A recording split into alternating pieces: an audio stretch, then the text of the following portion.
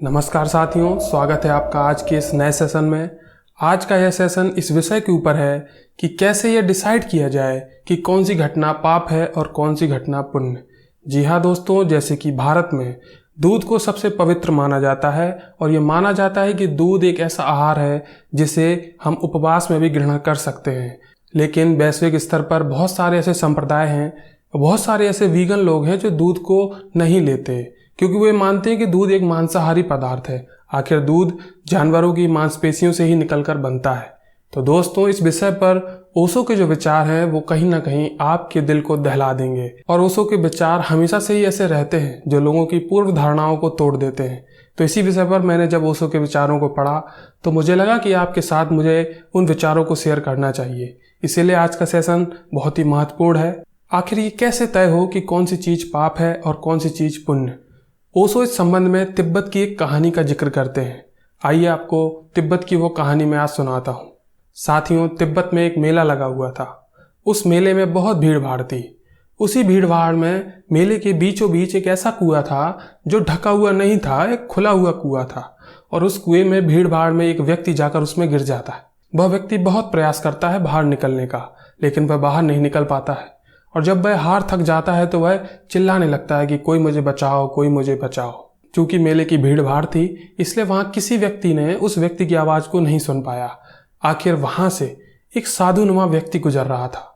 क्योंकि साधु अक्सर बहुत ही शांत स्वभाव के और धीर वीर गंभीर होते हैं, तो वह व्यक्ति जब वहां से गुजर रहा था तो उसने उस कुएं में से एक आवाज सुनी। उस आवाज को सुनकर उस साधुनुमा व्यक्ति ने उस कुएं में झांक कर देखा। उसने देखा कि एक व्यक्ति नीचे गिरा हुआ है। नीचे से वह व्यक्ति चिल्लाता है कि साधु मुझे बचाओ, मैं नीचे कुएं में गिर गया हूं। इस पर वह साधु, जो कि एक बौद्ध भिक्षु था, क्योंकि तिब्बत में बौद्धों की आबादी बहुत ज्यादा है, तो कैसे वह बौद्ध भिक्षु का जवाब उस व्यक्ति को चौंका देता है। वह बौद्ध भिक्षु उससे कहता है कि भगवान बुद्ध ने कहा है कि जब कोई व्यक्ति मर रहा हो तो उसके मन में कोई भी इच्छा बाकी नहीं रह जानी चाहिए, और अगर इच्छा बाकी रह गई तो उस व्यक्ति का मोक्ष संभव नहीं है। इस पर जो व्यक्ति कुएं में गिरा हुआ था वह चिल्लाने लगता है। वह बोलता है कि जब मैं मरूंगा तब यह ज्ञान मेरे लिए बहुत अच्छी बात है, लेकिन अभी मुझे बाहर निकालो।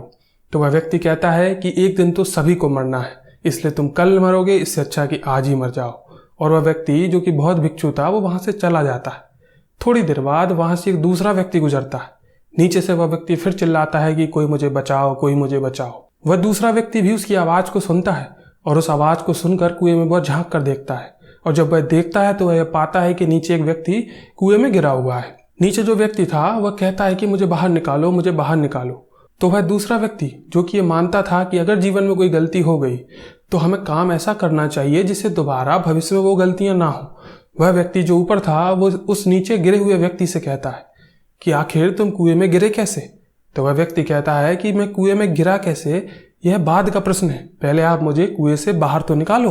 लेकिन वह जो व्यक्ति ऊपर था वो उससे कहता है कि नहीं, कुएं में ढक्कन नहीं है इसलिए तुम कुएं में गिरे, और मैं एक मानता हूं कि ऐसे खुले ढक्कन के कुएं इस पृथ्वी पर नहीं होने चाहिए। वह व्यक्ति जो कुएं के ऊपर था उस मेले में एक मंच पर जाता है और मंच पर चढ़कर वह ऐलान करने लगता है कि हमें अपने कुओं को ढक्कन लगाकर रखना चाहिए, क्योंकि खुले ढक्कन के कुओं में व्यक्ति नीचे गिर जाते हैं। लेकिन निष्कर्ष क्या निकला, वह व्यक्ति अभी भी कुएं में था। वह फिर चिल्लाता है और एक तीसरा व्यक्ति, जो कि पेशे से एक साधारण व्यक्ति ही था लेकिन धार्मिक प्रवृत्ति से वह ईसाई था, और आप सभी जानते हैं कि ईसाई सेवा भाव को सबसे ऊपर रखते हैं। वह व्यक्ति जो कि ईसाई था वह कुएं में झांक कर देखता है। वह देखता है कि एक व्यक्ति नीचे गिरा हुआ है और वह ईसाई व्यक्ति उस व्यक्ति को बचाने के लिए बहुत बेताब होता है। वह व्यक्ति रस्सी को निकालता है और तुरंत ही नीचे लटका देता है। इस पर वह व्यक्ति रस्सी को पकड़कर तुरंत ऊपर आ जाता है और खुशी से झूम उठता है और उस ईसाई व्यक्ति के चरणों में गिर जाता है। थोड़ी देर बाद जब वह व्यक्ति उठता है तो वह बोलता है कि आपके पास रस्सी पहले से ही क्यों थी, क्या आप पहले से ही तैयारी करके आए थे। तो वह जो ईसाई व्यक्ति था वो ये बोलता है, और उसका जो जवाब था वो आपको चौंका देगा। वो ईसाई व्यक्ति बोलता है कि ये रस्सी मैं इसलिए लेके चलता हूँ कि तुम जैसे लोग कुएं में गिरते रहें और मैं उन्हें बाहर निकालता ही रहूं, जिससे कि मैं स्वर्ग जा पाऊं। इस पर वह व्यक्ति चौंक उठता है और वह दंग रह जाता है कि इस व्यक्ति ने मेरी मदद इसलिए की क्योंकि इसमें उसका फायदा है। साथियों, ओशो कहते हैं कि दुनिया में हर धर्म पाप और पुण्य की व्याख्या अपने अनुसार अलग अलग करता है। कोई धर्म अलग व्याख्या करता है और उसी काम की कोई धर्म अलग व्याख्या करता है, लेकिन वो अपनी व्याख्याओं के संबंध में ऐसे तर्क देते हैं जिससे कि आप भी उनकी व्याख्याओं से सहमत हो जाएंगे। यहाँ पर तीनों व्यक्ति जो ऊपर थे वो गलत नहीं थे, उनका ज्ञान जो था वो एकदम सही था, लेकिन आखिरकार उस व्यक्ति की मदद तो नहीं हुई। ओशो कहते हैं कि जैसे अगर आप हिंदू हैं और आप एक रास्ते से गुजर रहे हैं, आप देखते हैं उस रास्ते के किनारे पर एक व्यक्ति प्यास से तड़प रहा है और आप ये समझ रहे हैं कि अगर उस व्यक्ति को पानी नहीं दिया गया तो निश्चित ही कुछ समय में वह व्यक्ति मर जाएगा। आप चाहेंगे और आप जाएंगे भी, सबसे पहले उस व्यक्ति को आप पानी पिलाएंगे। लेकिन दोस्तों, जैन धर्म में एक ऐसा समुदाय है जो ये कहता है कि अगर आप रास्ते पर जा रहे हैं और कोई व्यक्ति अगर आपको प्यास से तड़पता हुआ भी मिले तो आपको उसकी मदद नहीं करनी है। जी हाँ साथियों, जैन धर्म का ये समुदाय इसके पीछे तर्क देता है और तर्क सुनकर आप भी हैरान हो जाएंगे।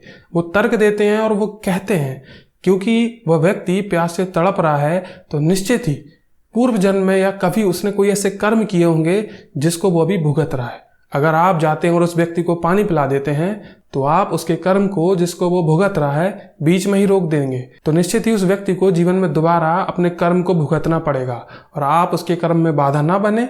इसलिए जैन धर्म का ये समुदाय मानता है कि अगर आप रास्ते से गुजर रहे हैं और कोई व्यक्ति प्यासा भी हो तब भी आप उसको पानी ना दें। लेकिन आप तर्क को समझिए दोस्तों कि जैन धर्म का वो समुदाय कैसा तर्क देता है। सारा खेल तर्क का है। तो आखिर हम ये कैसे डिसाइड करें कि कौन सा काम पुण्य का है, कौन सा काम पाप है? तो दोस्तों, इस संबंध में ओशो कहते हैं कि आपको यह डिसाइड नहीं करना है कि कौन सा काम पुण्य है, कौन सा काम पाप है, क्योंकि आप ये कर भी नहीं पाएंगे। बस आपको क्या करना है, आप जिस नदी में हैं, जिस नदी में आपकी नाव है और उस नदी की धारा जिस तरफ है आपको उसी तरफ चलना होगा। आप विरोधी नहीं बन सकते इस मामले में। अगर आप हिंदू हैं, जैन हैं, मुस्लिम हैं, पारसी हैं, बौद्ध हैं, आप कोई भी धर्म से आते हैं, उस धर्म में जिन जिन कामों में जैसी जैसी मान्यताएं हैं, इस संबंध में यानी पाप और पुण्य के संदर्भ में आपको उन मान्यताओं को मान लेना चाहिए। इसी में आपकी भलाई है। और दोस्तों, अगर आपको ये वीडियो, ये कहानी अच्छी लगी हो तो आप हमारे चैनल को सब्सक्राइब कर सकते हैं। जय हिंद।